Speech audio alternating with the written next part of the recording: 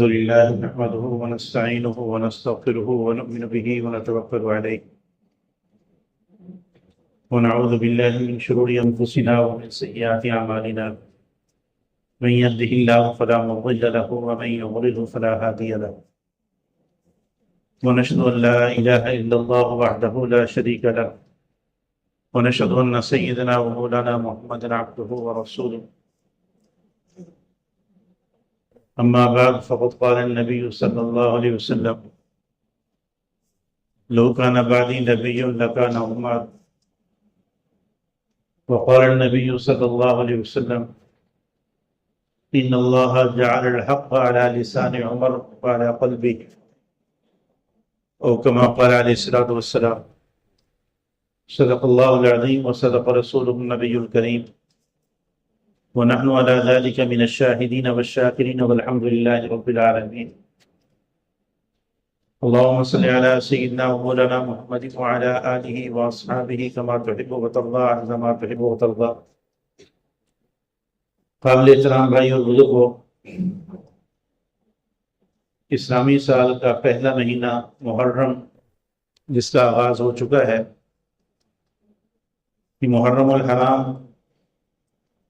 ان 4 مہینوں میں ہے جو جب سے دنیا بنی، جن کو یعنی ان 4 مہینوں کو اللہ رب العزت نے اس وقت سے عزت اور عظمت والے مہینے قرار دیا.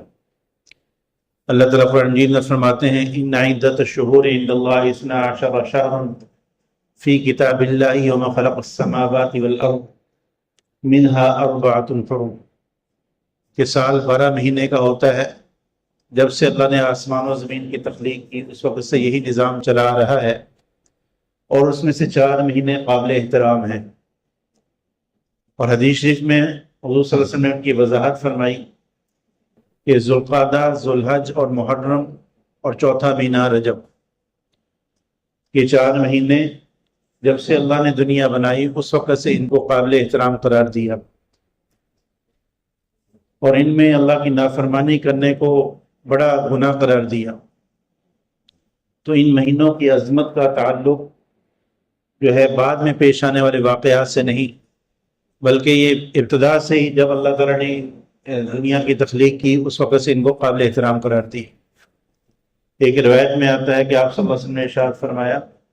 کہ محرم اللہ کا مہینہ ہے، اور رمضان کے بعد اس مہینے میں روزے اللہ کو بہت پسند ہیں. اور 10 محرم کے روزے کے متعلق آپ صلی اللہ علیہ وسلم نے ارشاد فرمایا کہ مجھے اللہ کی رحمت سے امید ہے کہ 1 سال کے گناہوں کا کفارہ بنے گا. اور 10 محرم کا روزہ رمضان کے روزوں کے فرض ہونے سے پہلے فرض تھا، تمام مسلمان رکھا کرتے تھے، اور جب رمضان کے روزے فرض ہوئے پھر اس کی فرضیت ختم ہو گئی، استحباب باقی رہا. حضور صلی اللہ علیہ وسلم نے زندگی بھر جو ہے 10 محرم کا روزہ رکھا. اور مدینہ منورہ میں آنے کے بعد جب آپ کو پتہ چلا کہ یہود بھی اس دن کا روزہ رکھتے ہیں، تو آپ صلی اللہ علیہ وسلم نے فرمایا کہ اگلے سال اگر میں زندہ رہا تو اس کے ساتھ 9 کا بھی روزہ ملاؤں گا تاکہ یہود کی مخالفت ہو جائے. تو صحابہ کرام رضوان اللہ علیہم اجمعین کا معمول یہ تھا کہ 9 اور 10 یا 10 اور 11 اس کا روزہ رکھا کرتے تھے. اس روزے کی فضیلت جو ہے وہ احادیث میں آئی ہے. باقی محرم الحرام میں بہت سے واقعات پیش آئے، اور 10 محرم کے متعلق بھی حضرت علی رضی اللہ تعالیٰ عنہ سے روایت ہے کہ اللہ رب العزت نے اس دن ایک قوم کی توبہ قبول کی تھی، اور آئندہ بھی اللہ تعالیٰ جو ہے اس دن جو ہے لوگوں کی توبہ قبول کریں گے، تو لہٰذا تم اس دن کثرت سے استغفار کیا کرو. تو 10 محرم کے متعلق ایک شریعت کا حکم کثرت سے استغفار کا ہے کہ توجہ اور ندامت سے اللہ سے اپنے گناہوں کی معافی مانگی جائے. باقی محرم میں 10 محرم کی فضیلت کو حضرت حسین رضی اللہ تعالیٰ عنہ کی شہادت کی وجہ سے نہیں، کیونکہ اس کی فضیلت ابتدا سے ہے. باقی حضرت حسین رضی اللہ تعالیٰ عنہ کو شہادت کے لیے یہ دن میسر آ گیا، تو اس میں جو ہے اور ان کا جو ہے اجر بڑھ گیا شہادت میں. ویسے تو اسلام کی تاریخ ہی شہادتوں سے بھری ہوئی ہے، قربانیوں سے بھری ہوئی ہے. محرم کا جو ابتدائی تاریخ 1 محرم حضرت عمر رضی اللہ تعالیٰ عنہ کی شہادت کا دن ہے. حضرت عمر رضی اللہ تعالیٰ عنہ کو 27 یا 28 ذی الحجہ کو نماز کی حالت میں خنجر مارا گیا تھا، تو 2-3 دن بیماری کی حالت میں گزرے اور یکم محرم کو ان کو شہادت ملی۔ تو آج حضرت عمر رضی اللہ تعالیٰ عنہ کے زندگی کے چند گوشے آپ حضرات کے سامنے رکھنے کا ارادہ ہے، کیونکہ یہ وہ لوگ ہیں جن کی اتباع کا ہمیں حضور صلی اللہ علیہ وسلم نے حکم دیا، اور حضور صلی اللہ علیہ وسلم نے فرمایا کہ میرے بعد ابو بکر و عمر کی اقتداء کرو، اور اللہ تعالیٰ نے ان کو شرف حاصل دیا کہ یہ اسلام کے لیے عزت کا باعث بنے۔ حضور صلی اللہ علیہ وسلم نے دعا فرمائی تھی، اے اللہ اسلام کو عمر کے ذریعے عزت عطا فرما۔ چنانچہ 36 نمبر پر اسلام لے کر آئے، اور اسلام لانے کے بعد مسلمان کھل کر نماز پڑھنے کی ان میں ہمت پیدا ہوئی، ورنہ پہلے مسلمان چھپ کر عبادت کیا کرتے تھے۔ اور اللہ تعالیٰ نے ایسا مقام عطا فرمایا پھر کہ 36 نمبر میں پر اسلام لائے، اور پھر اللہ حضور صلی اللہ علیہ وسلم کی ایسی خدمت، دین کی ایسی خدمت سر انجام دی کہ اللہ تعالیٰ نے دوسرے نمبر پر پہنچا دی کہ حضرت ابوبکر رضی اللہ تعالیٰ عنہ کے بعد ان کا درجہ ہے۔ حضرت علی رضی اللہ تعالیٰ عنہ سے روایت ہے، فرماتے ہیں کہ ہم لوگ ابو بکر کے بعد عمر کا درجہ سمجھا کرتے تھے، اور عمر کے بعد عثمان کا درجہ مانتے تھے۔ یہ صحابہ میں یہ بات عام معروف تھی کہ جو یہ ان کی ترتیب خلافت ہے، یہی ترتیب فضیلت ہے۔ حضور صلی اللہ علیہ وسلم نے ارشاد فرمایا کہ اللہ تعالیٰ نے عمر کی زبان اور دل پر حق کو جاری کر دیا کہ اس کی زبان اور دل سے حق کے علاوہ کوئی بات نہیں نکلتی۔ اور 27 قرآن مجید میں ایسے مقامات ہیں جن کے متعلق یعنی حضور صلی اللہ علیہ وسلم کے سامنے حضرت عمر نے کسی بات کا تذکرہ کیا بھی ایسے ہونا چاہیے، تو اللہ تعالیٰ کی جانب سے ویسے ہی وہی نازل ہو کہ اس طریقے سے آپ مسلمانوں کو حکم دیں۔ تو ان کو موافقات عمر کہا جاتا ہے کہ حضرت عمر رضی اللہ تعالیٰ عنہ کی رائے کے موافق اللہ تعالیٰ نے وہی نازل فرما دی۔ اور حضور صلی اللہ علیہ وسلم نے ارشاد فرمایا کہ جس راستے پہ عمر ہو، شیطان اس راستے کو چھوڑ کر بھاگ جاتا ہے۔ اور ایک روایت میں یہ کہ آپ نے فرمایا کہ شیطان چاہے جنوں میں سے ہو یا انسانوں میں سے ہو، عمر سے ڈرتا ہے۔ تو اللہ تعالیٰ نے اتنا مقام عطا فرمایا تھا، لیکن اس کے باوجود خوف خدا کی یہ حالت تھی کہ فرمایا کرتے تھے کبھی کبھی تنکے کو پکڑ کر، کاش کہ عمر تنکا ہوتا، قیامت کے دن تک کی جواب دہی سے بچ جاتا۔ اور ایک دفعہ فرمانے لگے کہ اگر یہ اعلان ہو کہ سارے لوگ بخشے جائیں گے سوائے ایک کے، تو مجھے ڈر ہے کہیں میں وہ نہ ہوں۔ حضور صلی اللہ علیہ وسلم سے اس قدر اپنے فضائل بھی سن چکے تھے، اس کے باوجود حضور کے وصال کے بعد حضرت حذیفہ رضی اللہ تعالیٰ عنہ جو حضور صلی اللہ علیہ وسلم کے رازدان تھے، جن کو حضور صلی اللہ علیہ وسلم نے منافقین کے ناموں کی فہرست گنوائی تھی کہ یہ شخص منافق ہیں، تو ان سے بار بار پوچھا کرتے تھے کہ میرا نام اس لسٹ میں تو نہیں ہے۔ تو ایک دفعہ حضرت حذیفہ رضی اللہ تعالیٰ عنہ نے فرمایا کہ نہیں، آپ کا نام اس میں نہیں ہے۔ تو پھر اس کے بعد جو ہے انہوں نے پوچھنا چھوڑ دیا، اور اللہ رب العزت نے جب ان کو خلافت دی، مسلمانوں کے امیر بنے، تو ایسا نظام عدل قائم کیا کہ دنیا جو ہے قیامت تک آنے والے کافر بھی ان کے نظام عدل کے معترف ہیں۔ حضرت عمر رضی اللہ تعالیٰ عنہ کے دور میں اللہ رب العزت نے ایسی برکتیں رکھی تھیں کہ زمین نے اپنے جو ہے خزانے اگل دیے تھے۔ مالی فراوانی کے باوجود جو ہے اپنی ساری زندگی حضور صلی اللہ علیہ وسلم کی اتباع میں گزاری۔ ایک دفعہ حضرت عائشہ رضی اللہ تعالیٰ عنہ اور حضرت حفصہ رضی اللہ تعالیٰ عنہ جو ان کی بیٹی ہیں، وہ ان کی خدمت میں آئی اور آپ کہنے لگی اب تو مسلمانوں کو اللہ تعالیٰ نے وسعت دے دی ہے، اب تو آپ اپنا طرز زندگی بدلیں، تو عمدہ لباس پہنیں، عمدہ خوراک کھائیں۔ تو ان دونوں کو مخاطب کر کے کہنے لگے کہ تم نے حضور صلی اللہ علیہ وسلم کی زندگی نہیں دیکھی، میں یہ چاہتا ہوں کہ میرا خاتمہ اسی حالت میں ہو جس حالت میں حضور کی زندگی گزری۔ تو پھر ان کو جو ہے واپس کر دیے، اور آپ صلی اللہ علیہ وسلم کی تعلیمات کا یہ نتیجہ تھا کہ حضرت عمر رضی اللہ تعالیٰ عنہ باوجود امیر المومنین ہونے کے، یعنی 22 لاکھ مربع میل پر ان کی حکومت تھی، لیکن اس کے باوجود راتوں کو اٹھ کر پہرا دیا کرتے تھے، لوگوں کے حال احوال معلوم کیا کرتے تھے۔ ایک دفعہ رات کے وقت عشاء کے بعد دیر سے حضرت عبدالرحمن بن عوف کے گھر پہنچ گئے اور ان سے فرمایا اٹھو۔ تو حضرت عبدالرحمن بن عوف باہر نکلے اور کہنے لگے کہ آپ کیوں تشریف لائے، کسی خادم کو بھیج دیتے، میں حاضر ہو جاتا۔ فرمانے لگے نہیں، آؤ چلیں، باہر پتہ چلا ہے مدینہ منورہ کے باہر کوئی قافلہ آ کر اس نے پڑاؤ کیا ہے، جا کر دیکھیں ان کو کسی چیز کی ضرورت ہوگی۔ وہاں پہنچے تو دیکھا کہ ایک جو ہے وہ خیمے سے بچے کے رونے کی آواز آ رہی ہے۔ تو آواز دی اس کی ماں کو کہ بچہ کیوں رو رہا ہے؟ تو ماں کہنے لگی کہ اس کا میں نے دودھ چھڑا دیا ہے تو اس لیے رو رہا ہے۔ تو فرمانے لگے کہ دودھ اس کی عمر کتنی ہے؟ وہ کہنے لگے کہ 1 سال۔ فرمانے لگے کہ عمر تو 2 سال تک دودھ پلانا ہوتا ہے، تم نے 1 سال کی عمر میں کیوں چھڑا دیا؟ وہ آگے سے کہنے لگی کہ عمر نے یہ قانون چونکہ لگایا ہے کہ جب بچہ دودھ چھوڑے گا تب اس کو وظیفہ ملے گا، تو اس لیے میں اس کا پہلے دودھ چھڑا رہی ہوں تاکہ اس کا وظیفہ جاری ہو جائے۔ تو حضرت عمر رضی اللہ تعالیٰ عنہ نے اپنے آپ کو ملامت کی، عمر تو نے نامعلوم کتنے بچوں کو رلایا ہوگا، اور اس کے بعد پھر قانون یہ بنا دیا کہ جو بھی بچہ پیدا ہوگا اس کا بیت المال سے وظیفہ لگ جائے۔ حضرت عمر رضی اللہ تعالیٰ عنہ کے دور میں یہ قانون بنا تھا کہ بچے کے پیدا ہوتے ہی اس کا وظیفہ بالغ ہونے تک جاری ہو جاتا تھا۔ اور اب جو یورپ میں مختلف ممالک میں اس قانون کو انہوں نے لیا تو ناروے میں اس قانون کا نام ہی انہوں نے عمر لا رکھ دیا، یہ عمر کا قانون ہے۔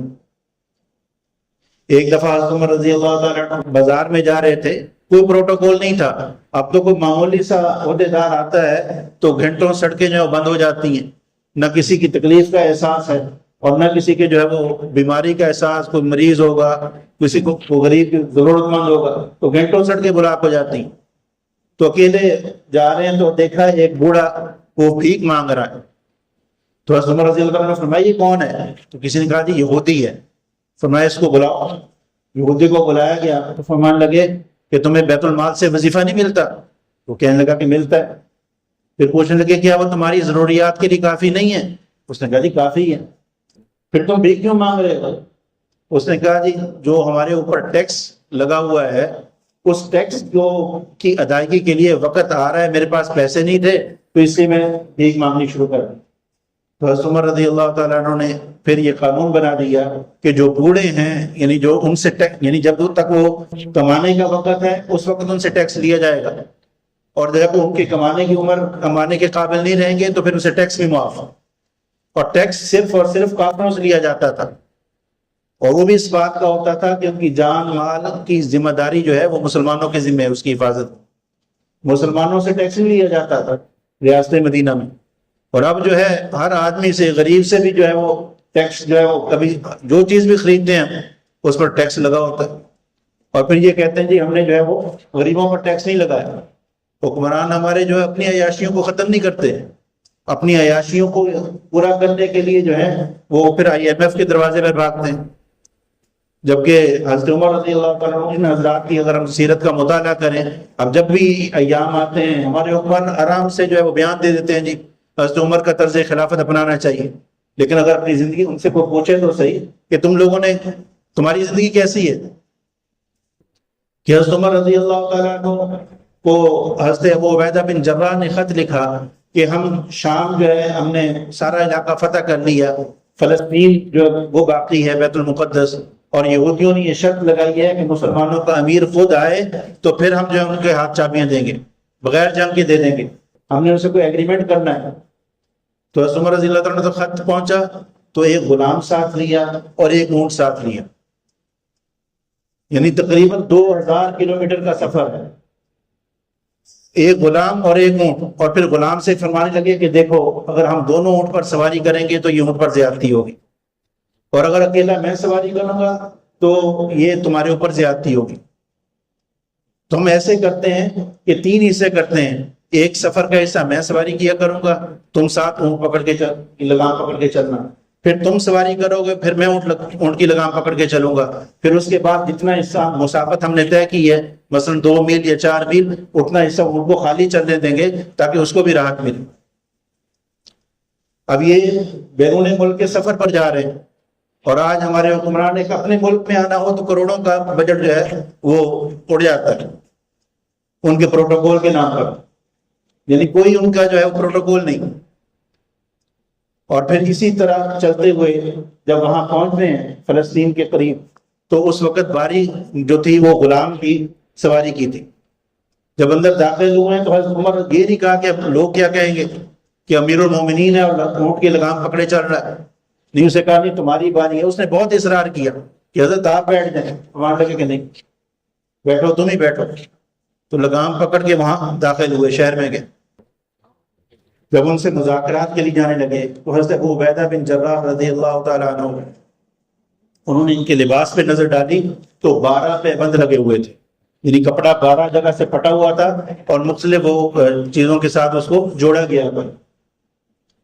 تو حضرت ابو عبیدہ بن جراح نے عرض کی کہ حضرت یہ ان کے بڑے بڑے جو ہے لیڈر ان سے ملاقات ہے، ذرا اچھا لباس پہنے۔ تو فرمانے لگے ابو عبیدہ اگر یہ جملہ تمہارے علاوہ کوئی اور کہتا تو پھر میں اس کو سزا دیتا۔ اور بڑا ہی عجیب بات فرمایا انا کنا اذل قوم فاعزنا اللہ بالاسلام فمهما نطلب العزة بغیر ما اعزنا اللہ اذلنا اللہ،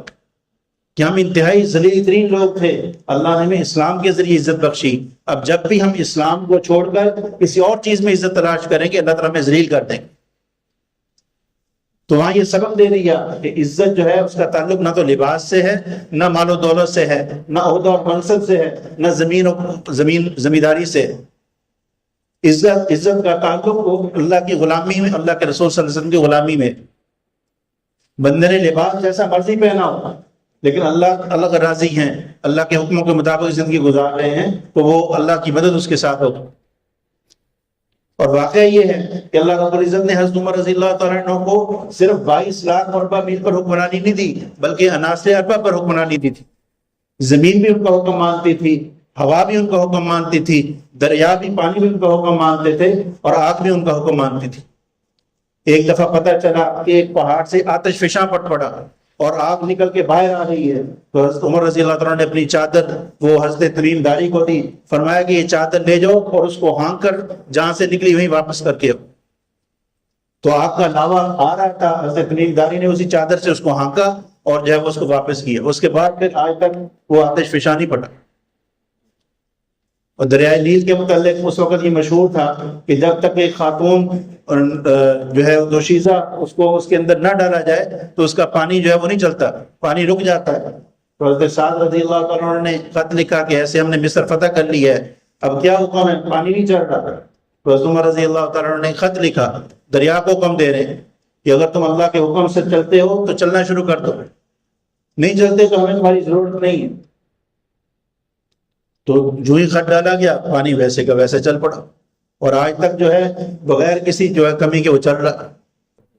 ایک دفعہ خطبہ دے رہے، خطبہ کے دوران جمعے کے خطبے میں فرمایا یا ساریہ الجبل الجبل۔ اب لوگ حیران کہ خطبے میں اس بات کا کوئی تعلق نہیں ہے، تو اصل میں مسلمانوں کے ایک لشکر دور کہیں گیا ہوا تھا، حضرت ساریہ رضی اللہ تعالیٰ عنہ اس کی قیادت فرما رہے تھے، تو ان کو اس وقت اللہ تعالیٰ نے دکھا دیا حضرت عمر رضی اللہ تعالیٰ عنہ کو کہ پہاڑ سے پیچھے سے دشمن ان پر حملہ آور ہونے والا ہے۔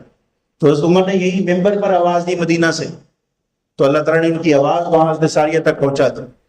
اور حضرت ساریہ رضی اللہ عنہ فوراً پہاڑ کے پیچھے دیکھا اور اپنے ساتھیوں کو ادھر متوجہ کیا اور جو ہے ان کو پھر شکست۔ تو جب بندہ اللہ کی غلامی میں آ جاتا ہے، اللہ کے نبی کی غلامی میں آ جاتا ہے، تو اللہ تعالیٰ سب کو ان چیزوں سب کو ان کا غلام بنا دیتے ہیں۔ اور ایسا ایک واقعہ اپنی صحابہ کی زندگی ان واقعات سے بری پڑی ہے، لیکن آج مادیت کا دور ہے، ہم یہ سمجھتے ہیں کہ ہماری کامیابی مال و دولت کی فراوانی میں ہے یا ہماری کامیابی عہدہ اور منصب کو حاصل کرنے میں، لیکن حضرت عمر رضی اللہ عنہ نے یہ اصول بتا دیا کہ مسلمان جب تک اللہ اور اللہ کے رسول کی غلامی میں نہیں آئے گا اللہ اس کو ذلیل رکھیں گے۔ مسلمان کی عزت کا تعلق اللہ اور اللہ کے رسول کی غلامی کے ساتھ ہے۔ حضرت سعد بن ابی وقاص رضی اللہ تعالیٰ عنہ ایک لشکر کو لے کے جا رہے، حضور صلی اللہ علیہ وسلم نے بھیجا، راستے میں سمندر آ گیا